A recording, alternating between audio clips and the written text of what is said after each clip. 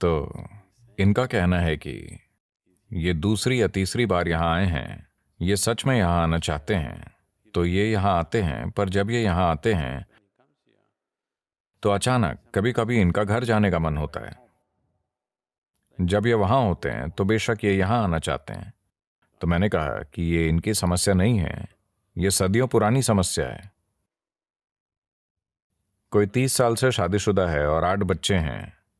वो अभी भी सोच रहे हैं शायद गलती हो गई, शायद मुझे आध्यात्मिक मार्ग पर चलना चाहिए था। ये कोई नई समस्या नहीं है, ये बहुत प्राचीन समस्या है। तो आप जो भी करना चाहते हैं उससे पहले आपको अपने अंदर आनंद और स्पष्टता लानी चाहिए। उस पल में आप जो फैसला करें, भले ही आप मर जाएं, आपको उसी पर चलना चाहिए। जब भी आपकी भावनाएं ऊपर नीचे होती हैं, आपका मन कई चीजें कहता है, वो महत्वपूर्ण नहीं है। आज ये एक बात कहता है और कल दूसरी, सुबह ये शाम को वो। ये आज एक बात कहता है और कल दूसरी। इसका कोई महत्व नहीं है। मैं आनंद इसलिए कह रहा हूं क्योंकि आनंदित होने पर आप आदतों से मजबूर नहीं होते। जब आप बहुत खुश और स्पष्ट होते हैं, तब अगर आप तय करें यह करना मेरे लिए समझदारी है, वही करिए। फिर अगर नर्क महसूस हो तो भी फर्क नहीं पड़ता। आप 10 साल नर्क से गुजरते हैं तब भी फर्क नहीं पड़ता, आप बस वही करिए, क्योंकि आपकी खुशहाली वही है। जब आप मजबूरी के विभिन्न स्थितियों में होते हैं, तब अगर आप अपनी दिशा चुनते हैं तो आप हमेशा के लिए खो जाते हैं। It is not about what you're doing. बात यह नहीं है कि आपका काम क्या है, बस आप उसे बिना रुके करते रहें। रोज अगर आप उत्साहित और निराश होते हैं तो बात नहीं बनेगी। अचल हो जाइए। कोई फर्क नहीं पड़ता कि आपका काम क्या है। अगर आप कसाई बनना चाहते हैं तो अडिग कसाई बनिए, बात बन जाएगी।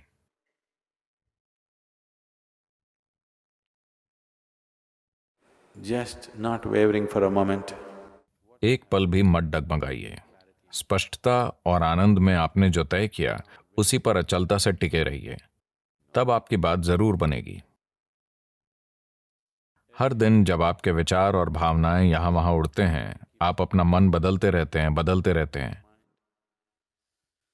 आप चक्कर काटते रहेंगे हमेशा के लिए, क्योंकि जो बार बार दिशा बदलते हैं, साफ है कि वो कहीं भी पहुंचना नहीं चाहते, है ना? ये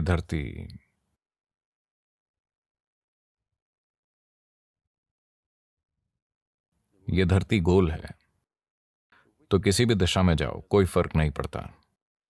जब आप दिशा बदले बिना आगे बढ़ते हैं, तब यात्रा कर पाएंगे, है ना? आपकी यात्रा पूरी होगी। अगर आप दिशा बदलते हैं तो आप हमेशा के लिए भटक जाएंगे, हमेशा खोए रहेंगे। तो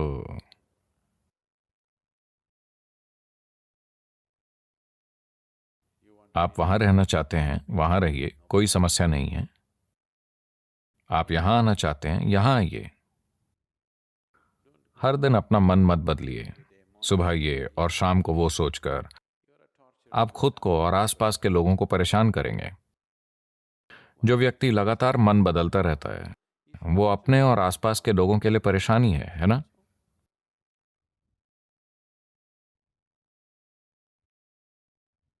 अभी आप सोच रहे हैं कल सुबह मैं योग करूंगा। कल सुबह जब 5 बजे डोंग होगा, मैं हर रोज सुनता हूं। पता नहीं आप में से कितने लोग सुनते हैं।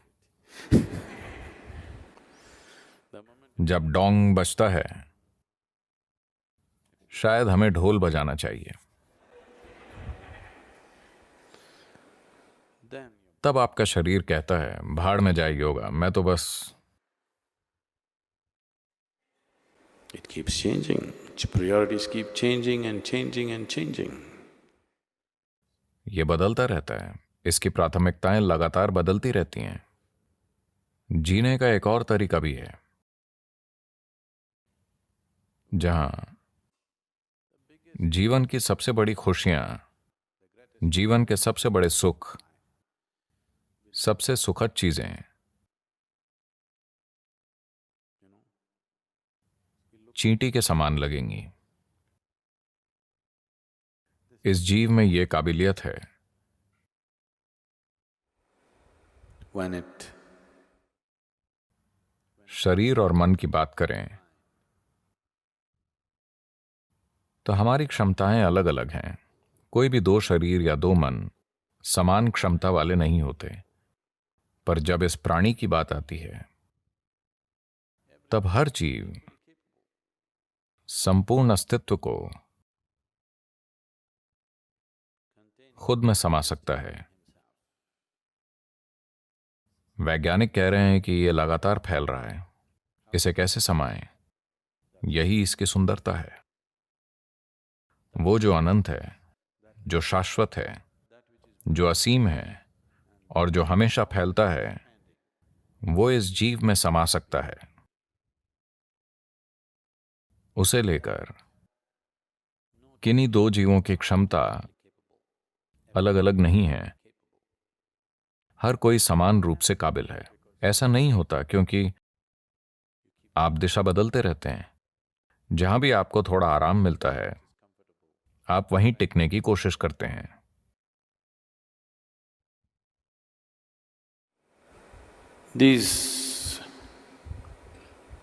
This so-called getting civilized has become a huge detriment for spiritual process. तथाकथित सभ्य होना आध्यात्मिक प्रक्रिया के लिए काफी नुकसानदायक रहा है। ये जरूरी नहीं है, पर मैं ये कहना चाहूंगा, क्योंकि अगर आप खानाबदोश होते, आप जानते हैं खानाबदोश क्या होता है? खानाबदोश मतलब समझदार।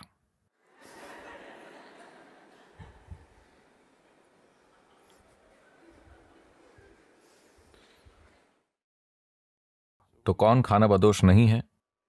जो समझदार नहीं है।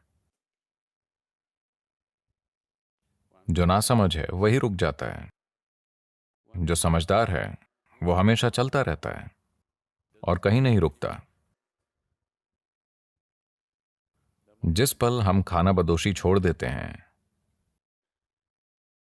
हम एक तरह से सुरक्षा के पागलपन में पड़ जाते हैं।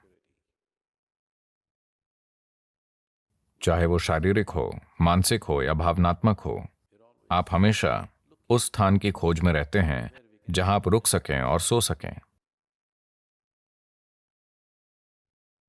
और जब आप ऐसा स्थान खोज लेते हैं,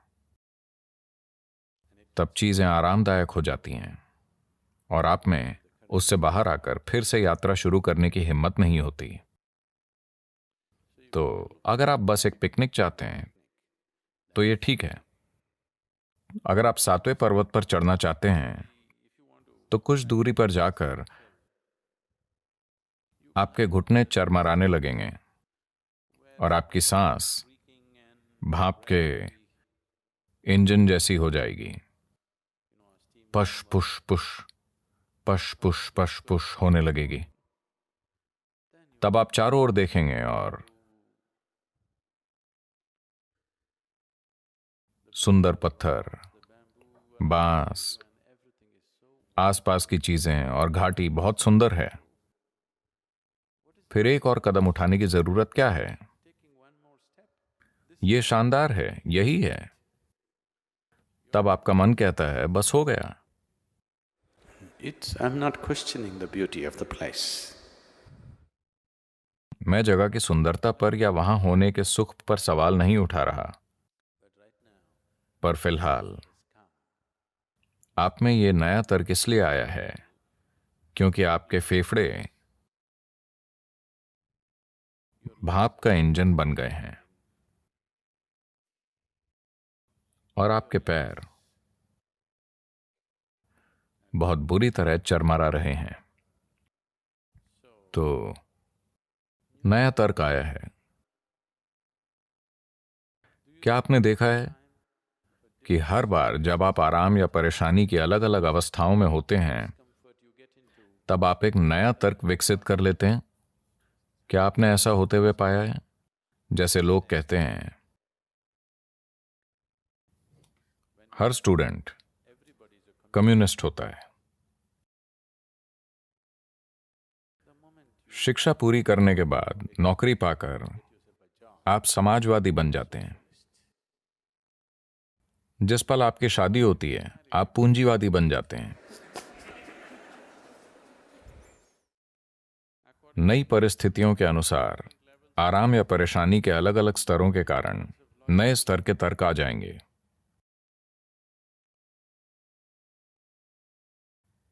अब दुनिया ऐसी हो चुकी है कि माओवादी पूंजीवादी बन गए हैं। हाँ,